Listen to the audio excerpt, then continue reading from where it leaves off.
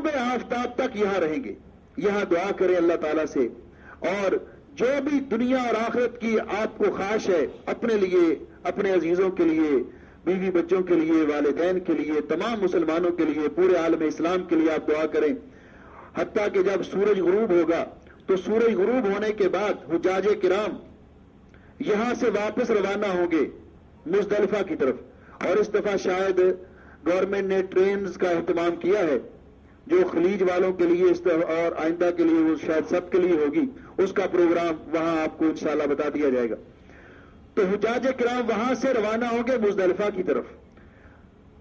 گو وہاں نماز مغرب کا وقت ہو چکا ہوگا, لیکن وہاں مغرب کی نماز ادا نہیں کرنی. حضرت اسامہ ابن زید رضی اللہ تعالیٰ عنہ بیان کرتے ہیں کہ میں رسول اکرم صلی اللہ علیہ وسلم کے پیچھے سوار تھا اونٹنی پر, جب ہم یہاں سے میدان عرفات سے مزدلفہ کی طرف نکلے غروب آفتاب کے بعد, تو آپ نے میدان عرفات سے نکل کر اونٹنی سے اتر کر آپ قضاء حاجت کے لیے گئے, اور آپ نے وضو فرمایا.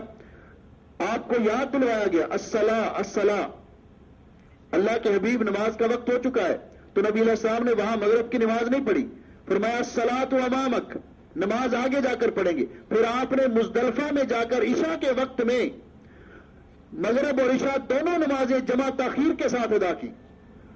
وہاں آپ پہنچے عشاء کے وقت میں, عشاء اذان ہوئی, پہلے اقامت ہوئی اور مغرب کی نماز ادا کی, پھر کوئی سنتیں نہیں پڑھی, پھر اس کے بعد اقامت ہوئی, پھر عشاء کی نماز ادا کی, اور اس کے بعد آپ لیٹ گئے. ہاں, اگر آپ میدان عرفات سے نکل کر آپ سمجھتے ہیں کہ مزدلفہ میں پہنچتے ہوئے آدھی رات سے زیادہ وقت ہو جائے گا, نماز میں تاخیر ہو جائے گی, تو پھر جہاں بھی ادا کر لیں. لیکن میدان عرفات میں آپ نے مغرب کی نماز کا وقت ہونے کے باوجود ادا نہیں کی, مزدلفہ میں جا کر رات کو قیام کریں. وہاں سے حجاج کرام عمومی اصول کے مطابق رات وہاں آرام کریں گے, اور اگلے دن فجر کی نماز پڑھنے کے بعد مشعر حرام کے پاس اللہ کا ذکر کریں گے, دعائیں کریں گے, اور طلوع آفتاب سے کچھ دیر پہلے وہاں سے روانہ ہوں گے. لیکن جو بڑی عمر کے لوگ ہیں, کچھ معذور لوگ ہیں, ان کو آدھی رات کے بعد بھی وہاں سے روانہ ہونے کی اجازت دی رسول اکرم صلی اللہ علیہ وسلم نے. وہ وہاں سے اصحاب الازار جا سکتے ہیں. وہاں جا کر اگلے دن, یہ 10 تاریخ شروع ہوگی, یعنی پہلا دن یوم ترویہ گزر گیا, دوسرا دن یوم عرفہ گزر گیا, اب تیسرا دن ہے 10 ذی الحج, جس کو ہم عید کا دن کہتے ہیں.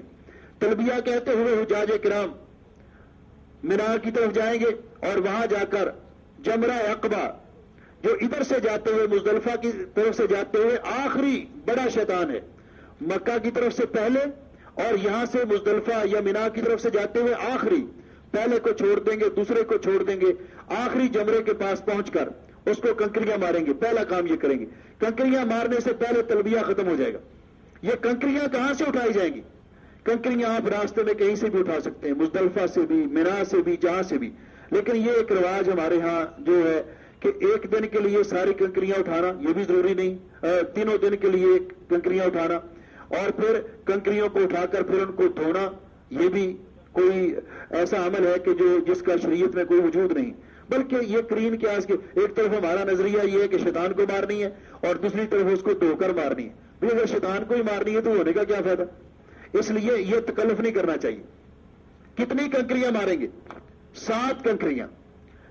7 کنکریاں مارتے وقت, اس وقت تو بڑی سہولت ہو گئی ہے, انہوں نے وہ پلر, وہ دیوار کی ٹائپ بنا دی ہیں لمبے, تو آپ جب کنکری مار رہے ہوں گے تو آپ کا منہ جمرے کی طرف ہونا چاہیے, اور بیت اللہ شریف آپ کی لیفٹ سائڈ پہ ہوگا, اور مینا آپ کی رائٹ سائڈ پہ دائیں طرف. آپ ہر کنکری کو الگ الگ ماریں گے, اور اللہ اکبر کہہ کر, اللہ اکبر اللہ اکبر, اس طرح 7 کنکریاں ماریں گے. پہلا کام 10 تاریخ کو یوم عرفہ جمرہ عقبہ کو کنکریاں مارنا. دوسرا کام جانور ذبح کرنا, قربانی کرنا. اگر آپ نے قافلے والوں کو پیسے جمع کروا دیے ہیں تو یہ انشاءاللہ قربانیاں کریں گے نا جی, اور یہ وعدہ کرتے ہیں انشاءاللہ, اللہ توفیق بھی دے. پہلے تو ایسے کرتے ہیں کہ اس دن کھانا قربانی کے گوشت سے حجاج کرام کو کھلایا جاتا ہے. اپنی قربانی کے گوشت سے بھی حاجیوں کو کھانا کھلانے کا اہتمام ہوتا ہے, تاکہ اس میں خود بھی کھا لیں اور فقراء اور مساکین میں بھی تقسیم ہو جائے. دوسرا کام ان کے ذمے یہ قربانی کر دیں گے. پھر ہم نے کیا کرنا ہے؟ اپنی حجامت بنوانی ہے. مردوں نے حلق کروانا ہے. افضل یہ ہے کیونکہ نبی علیہ السلام نے حلق کروانے والوں کے لیے 3 مرتبہ دعا کی ہے، رحم اللہ المحلقین، اللہ تعالیٰ حلق کروانے والوں پہ رحم کرے۔ حلق کروانا یعنی استرے کے ساتھ منڈوانا، سر منڈوانا، لیکن قصر کروانا بھی جائز ہے، لیکن ان کے لیے 1 مرتبہ دعا کی ہے رسول اکرم صلی اللہ علیہ وسلم نے۔ اس لیے میرے خیال میں کہ نبی علیہ السلام کی 3 دعائیں حاصل کرنے کے لیے اگر ٹرینڈ کروا لی جائے تو کوئی حرج نہیں، بال پھر انشاءاللہ اللہ تعالیٰ اگا دے گا۔ لیکن اگر قصر بھی کروا لیں تو جائز ہے، لیکن عورتیں وہ صرف تقصیر کروائیں گی، اپنے سر کے سارے بال جمع کر کے، جس طرح افسانہ نے بتایا کہ آخر میں صرف انگلی کے پورے کے برابر 1 انچ کے برابر کوئی ان کے بال کوئی دوسری عورت کاٹ دے۔ اپنے بال احرام کی حالت میں خود نہیں کاٹنے، لیکن احرام کی حالت میں دوسری کے بال کاٹ سکتی ہیں، شوہر کاٹ سکتا ہے۔ اب یہ حجامت بنوانے کے بعد، بال حلق یا تقصیر کروانے کے بعد احرام کی پابندیاں ان سے آزاد ہو گئے، اس کو کہتے ہیں تحلل الاصغر۔ اب ہم جا کر غسل کریں، نہا کر اپنا عام لباس پہن لیں، اور عام لباس پہننے کے بعد جا کر بیت اللہ شریف کا طواف کریں۔ اس کو کہتے ہیں طواف افاضہ، طواف زیارہ، طواف نساء۔ پہلے تحلل کے بعد انسان کے لیے احرام کی تمام پابندیاں ختم ہیں، سوائے زوجین کے آپس میں تعلقات کے، باقی پابندیاں ختم ہیں۔ وہ ایک پابندی برقرار ہے جب تک طواف زیارہ نہیں کریں گے۔ طواف زیارہ رکن ہے آج کا، اگر اسی دن کر لیں تو بہتر ہے، اگر کسی وجہ سے رہ گیا ہے کوئی اگلے دن کر لے، ان دنوں میں کر لے، کوئی حرج نہیں۔ طواف زیارہ کے بعد سعی کریں گے، جس طرح پہلے سعی کی تھی۔ یہ طواف اور سعی عام لباس میں کی جا سکتی ہے، یہ طواف اور سعی عام لباس میں کی جا سکتی ہے۔ سعی کرنے کے بعد 10 تاریخ کے ہمارے اعمال ختم ہو گئے۔ یہ رات ہم نے منا میں آ کر گزارنی ہے، اور یہ رات منا میں آ کر گزارنا واجب ہے۔ اسی طرح اگلا دن ہے، یہ کون سا دن ہوگا؟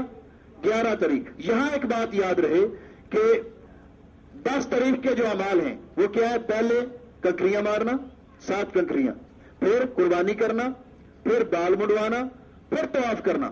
لیکن اگر اس دن کے اعمال کی ترتیب میں کوئی آگے پیچھے بات ہو جائے تو کوئی حرج نہیں۔ افضل یہ ہے کہ ترتیب کو قائم رکھا جائے۔ اگر کسی وجہ سے ترتیب قائم نہ رہے تو نبی علیہ السلام نے اس دن جس نے بھی پوچھا کہ حضرت میں نے یہ کام کیا ہے اور میرا یہ کام رہ گیا، تو آپ نے فرمایا افعل ولا حرج، کر لیجئے، کوئی بات نہیں۔ تو تقدیم تاخیر میں کوئی حرج نہیں، حج میں یا حج کے اجر و ثواب میں کوئی خلل واقع نہیں ہوتا۔ 11 تاریخ کو اب حجاج کرام کے ذمے ایک کام ہے۔ وہ کیا کام ہے؟ منا میں رہیں یا عزیزیہ میں اپنے سکن میں آ جائیں، کھانا وانا کھا کے چلے جائیں، تو وہاں زوال کے بعد 3 جمرات کو کنکریاں مارنی ہے، اور ہر جمرے کو 7 کنکریاں۔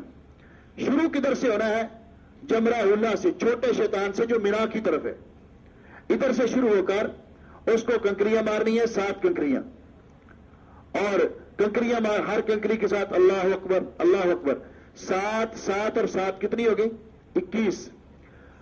پہلے جمرے کو کنکریاں مارنے کے بعد تھوڑا سا آگے بڑھ کر جہاں خالی جگہ ہو، قبلہ کی طرف رخ کر کے ہاتھ اٹھا کر دعا کرنا نبی علیہ الصلوۃ والسلام سے مسنون ہے، اور یہ دعا کی قبولیت کا موقع ہے، یہاں دعا کی جائے۔ پھر دوسرے جمرہ کو درمیانہ شیطان جو ہے اس کو جمرہ وسطی، اس کو 7 کنکریاں مارنی ہے، اور ہر کنکری اللہ اکبر اللہ اکبر اللہ اکبر کہہ کر 7 کنکریاں مارنے کے بعد پھر آگے بڑھ کر ہاتھ اٹھا کے قبلہ رو کر دعا کرنی ہے۔ پھر آخری شیطان جمرہ عقبہ، اس کو کنکریاں مارنے کے بعد پھر وہاں کھڑے نہیں ہونا، پھر واپس آ جانا ہے۔ پھر اگلا دن 12 تاریخ کو بھی یہی کام ہے، یہ رات بھی منا میں گزارنی ہے۔ پھر یار حج تو مکمل ہو لینے دیں کہ چھوڑ دے درمیان میں ایک ہی کنکریاں مار کے۔ یہ بات یاد رکھیں، جس طرح یہ مولانا ظفر صاحب فرما رہے ہیں کنکریاں چھڑوا رہے ہیں، اگر کنکریاں چھوٹ جائے تو دم واجب ہو جائے گا، لہذا ہم نہیں چاہتے کہ ہم مکمل کرتے ہیں اس کو انشاءاللہ العزیز۔ اگلے دن 11 تاریخ کو کنکریاں ماری، پھر 12 تاریخ آ گئی۔ 12 تاریخ کو بھی زوال کے بعد 3 جمرات کو اسی طرح کنکریاں مارنی ہے جس طرح ہم نے 11 تاریخ کو ماری تھی۔ اب اگر ہمارا یہ ارادہ ہے کہ 12 تاریخ کی کنکریاں مارنے کے بعد ہم واپس آ جائیں، کیونکہ اللہ نے اجازت دی ہے کہ 12 تاریخ کی کنکریاں مارنے کے بعد فمن تعجل فی یومین فلا اثم علیہ، کوئی واپس آنا چاہے تو آ سکتا ہے، کوئی حرج نہیں، لیکن اس کے لیے ضروری ہے کہ وہ غروب آفتاب سے پہلے پہلے مینا سے اپنی رہائش چھوڑ دے۔